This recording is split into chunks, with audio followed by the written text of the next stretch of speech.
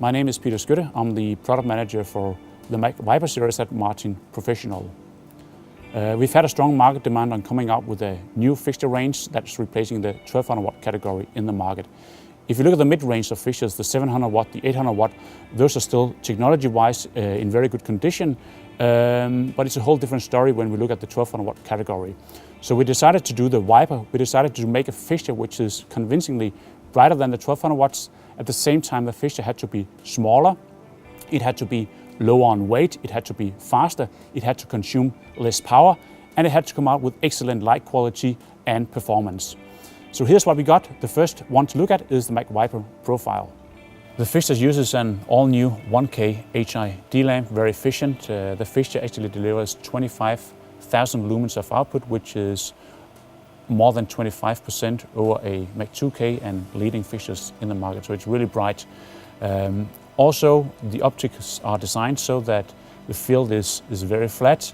The color temperature is very consistent across the beam.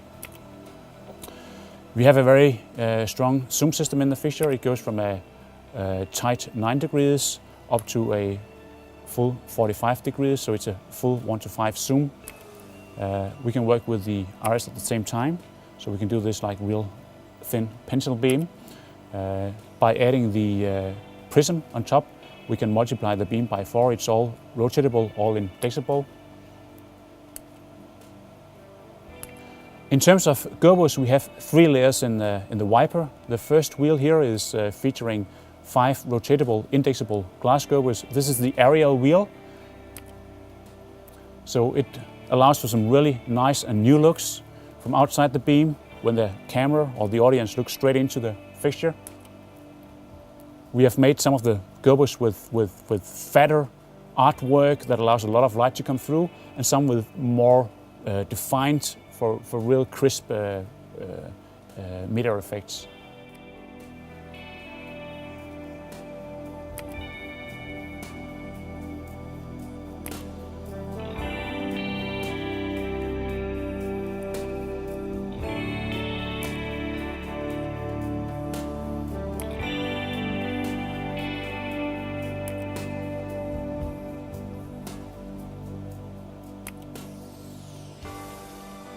The second rotating glass wheel is the projection wheel.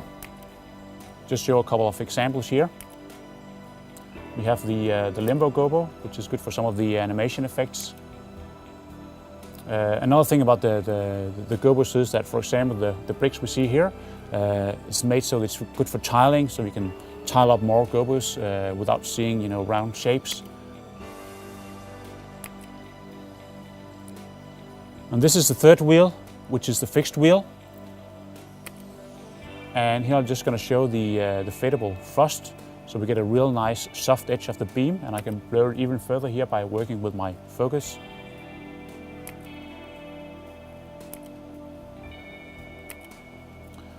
Also, the way the wheels are separated in terms of the optics allows for having one Gobo complete in focus, whilst the other one is complete out of focus.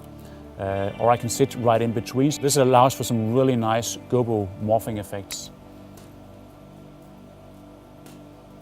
Just show a couple of examples of the morphing.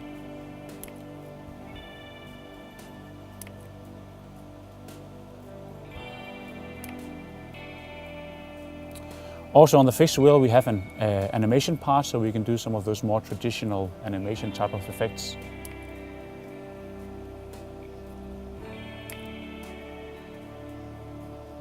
Or you can do mirror effects, which are linear type instead of something that's rotating along its own axis. Color mixing system. It's very uniform in its mixing, even when you do the pastel colors. But you can go in and do some real nice, vibrant, saturated colors, like a real deep blue.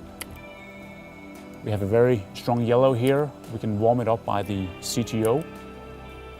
We can mix a primary green, and we can do a real red out of the system. It's very strong also on the warmer colors. And then we have a variable CTO on top of that. Finally, there's also a fixed color wheel, so we can do, for example, the split color effects, and we also have a couple of correction filters like a half-minus screen, like a CGB filter. So this was just a very brief intro on the Mac Viper profile. I hope it's going to be you to play with the fixture next time and get really excited about what it can do.